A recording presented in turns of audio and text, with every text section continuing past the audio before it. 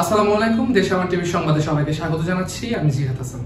মাওলানা ভাসানীর পর বাংলাদেশে একমাত্র জাতীয় নেতা তারেক রহমান। মীর শরফত আলী সপু। শ্রীনগর থেকে মোহাম্মদ তারিকুল ইসলামের প্রতিবেদন। মাওলানা ভাসানীর পর বাংলাদেশে যদি কোনো জাতীয় নেতা থাকেন তিনি একমাত্র তারেক রহমান, এমন মন্তব্য করেছেন বিএনপি কেন্দ্রীয় নির্বাহী কমিটির স্বেচ্ছাসেবক বিষয়ক সম্পাদক মীর শরফত আলী সপু। বুধবার ৮ই অক্টোবর দুপুর ১২টার দিকে শ্রীনগর উপজেলার বাঘরা ইউনিয়নের কাঁঠালবাড়ি গ্রামে বিএনপির ভারপ্রাপ্ত চেয়ারম্যান তারেক রহমান ঘোষিত রাষ্ট্রকাঠামো মেরামতের ৩১ দফা বাস্তবায়ন বিষয়ে আয়োজিত কর্মশালা শেষে সাংবাদিকদের কাছে তিনি এ মন্তব্য করেন। উনি যে জাতীয় নেতা, মাওলানা ভাসানীর পরে বাংলাদেশে জাতীয় নেতা আসে তিনি হলো তারেক রহমান।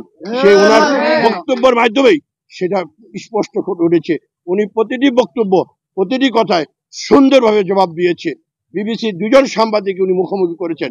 সেই জন্য বলবো আমাদের নেতাকে ধন্যবাদ জানাই, জনাব তারেক রহমানকে ওনার এই বক্তব্যের জন্য সারা দেশব্যাপী তথা মুন্সিগঞ্জের সমস্ত নেতৃবৃন্দ ওনাকে ধন্যবাদ জানাই। আপনার এই বক্তব্য আমাদের আমরা যারা বিএনপি করি, আমরা যারা রাজনীতি করি, আমাদের সবাইকে অনুপ্রেরণা জুগিয়েছে। সবাই ভালো থাকুন। শহীদ অমর হোক, খালেদা জিন্দাবাদ, তারেক রহমান জিন্দাবাদ। বাঘরা ইউনিয়ন যুবদল আয়োজিত কর্মশালা শেষে আলামিন বাজারে ব্যবসায়ী ও সাধারণ জনগণের মাঝে ৩১ দফা লিফলেট বিতরণ করা হয়। মীর শরফত আলী সপু বলেন, তারেক রহমানের বক্তব্যের মাঝেই তার নেতৃত্বের বহিঃপ্রকাশ ঘটে। তার প্রতিটি কথা ও কর্মের মাধ্যমে শুধু বিএনপি নয়, সারা দেশের মানুষ নতুন করে আশা ও অনুপ্রেরণা পাচ্ছে।